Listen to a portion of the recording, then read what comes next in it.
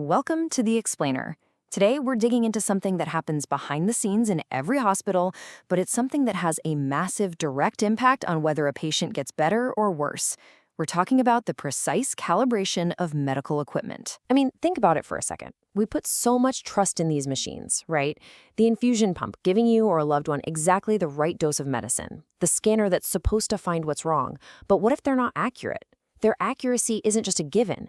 It's something that has to be earned through this really intense and mostly unseen process. All right, so here's how we're going to break it all down. First, we'll talk about why precision can literally save lives. Then we'll get the key terminology straight: calibration, verification, and validation.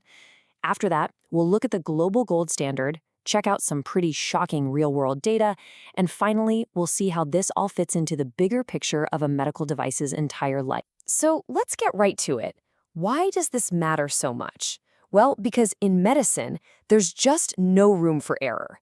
Even the tiniest mistake, the smallest miscalculation, can have absolutely huge, life-altering consequences. You know, it's really a story of two completely different paths. On the one hand, when equipment is accurate, you get the right diagnosis, you get treatment that actually works. But on the other, if an infusion pump is off by just a tiny bit, that can mean a harmful overdose. If an X-ray machine isn't calibrated right, it could completely miss a tumor. That's a devastating misdiagnosis. I mean, it's no exaggeration to say that a patient's safety, their life, really hangs in that balance. And it's not just about the patients, as critical as that is. The stakes are also incredibly high for the hospitals and the companies that make these devices. Think about this. A single bad audit finding because of miscalibrated gear can cost you over $100,000. And that's before you even factor in the hit to your reputation or, having to shut down production. It's a massive risk. Okay, so to get a handle on all this risk, you've got to speak the language. And you've probably heard these three words thrown around, maybe even used interchangeably: calibration, verification, and validation. But here's the thing, they are not the same. They are three very distinct and totally essential steps. So let's start with calibration. The best way to think about it is like tuning a guitar. You pluck a string, and then you check that note against a reference, like a tuning fork or a tuner app, to make sure it's the right pitch. It's the exact same idea on a hospital. You take a device's reading and compare it against a super accurate, known standard to make sure it's spot on. This is step one. It's the absolute foundation. All right, next up is verification. This is more of an internal check. So if we stick with our guitar analogy, verification is like looking at the finished guitar and comparing it to the original blueprints. Did we use the right kind of wood? Are the frets in exactly the right place? Really, verification is all about answering one simple question. Did we build this thing right? And that brings us to the third piece of the puzzle: validation. This is the final, real-world test. Does the device actually do what it's supposed to do for the person using it? So for our guitar, it's not enough that we built it according to the plans. Now we have to put it in a musician's hands and ask, does it sound good? Does it feel right? Validation answers the most critical question of all.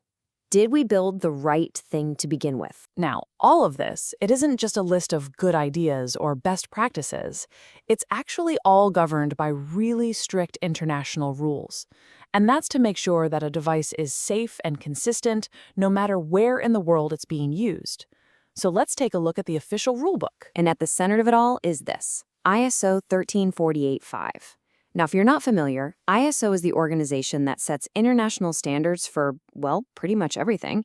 And 13485 is the global gold standard for quality in the medical device world.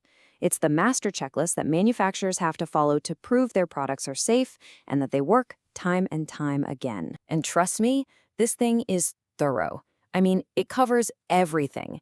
It requires you to have documented procedures for every calibration. It demands meticulous records. It lays out exactly what you have to do if a device is found to be inaccurate. It even gets into the nitty-gritty of how you should store equipment to keep it working right, and how you should check out the third-party labs you hire to do your calibrations. It's the whole shebang. Okay, so I know all these rules and standards can sound a little dry, a little abstract, but what does it actually look like in the real world? What's the impact? Well, the data tells a pretty incredible story. Just look at this. It's pretty stark.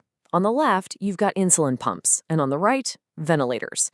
That blue bar shows you the pass rate before a proper maintenance program was put in place. It's bad. I mean, way under 40% are working as they should. But then, look at the orange bar. After proper calibration and maintenance, the pass rate for both skyrockets to over 80%. That is a night and day difference. It's just proof positive of the direct line between doing this maintenance and having reliable, life-saving gear. And if you need a cautionary tale, here it is. This is what happens when things go wrong. A huge medical device company discovered that 15% of its equipment, 15%, was inaccurate, all because of sloppy calibration oversight. And what happened? It triggered a federal investigation and basically stopped their production line cold. It's a pretty powerful reminder that skipping out on this stuff is a gamble you really don't want to take. So, all this brings us to our final and maybe the most important point of all. Calibration isn't just a one-time thing you do. It's not an isolated event. It's actually just one single critical gear in a much, much bigger machine. The complete lifecycle management of every single piece of medical equipment. Think about the journey of a single device. It starts way back at the planning stage. Then it's purchased, shipped, installed, and commissioned. Then it's used and maintained for years. And finally, it's decommissioned and thrown away. Good management has to be woven through that entire story, right from day one. You just can't buy an expensive, complex machine, cross your fingers, and hope it works out. You need a plan for its entire life. So what does a good system, a good management machine look like? Well, it needs a bunch of moving parts working together. It needs people, like a dedicated equipment committee at the hospital. It needs technology, like special software to track all the maintenance schedules. It needs processes, like regular audits and performance reviews. And so critically, it needs to make sure that the people actually using the equipment know what they're doing through proper training. And this is what it looks like when that whole system fails. I mean, just look at that. Vital, life-saving equipment, probably bought with the absolute best of intentions, just left to rust away, never even used. It's more than just a shocking waste of money, it's a total breakdown of the system, and it represents a huge risk to the very patients that gear was supposed to help. So, if there's one thing to take away from all of this, it's that the precision we rely on in our medical tools doesn't just happen by accident. It can't. It has to be the result of a very deliberate, very complete, and constantly managed system. So the real question for all of us isn't if this is important. We know it is. The question is, are our systems ready for what's next? Are they strong enough to guarantee the kind of safety and precision that we all, frankly, deserve? Thanks for joining us on The Explainer.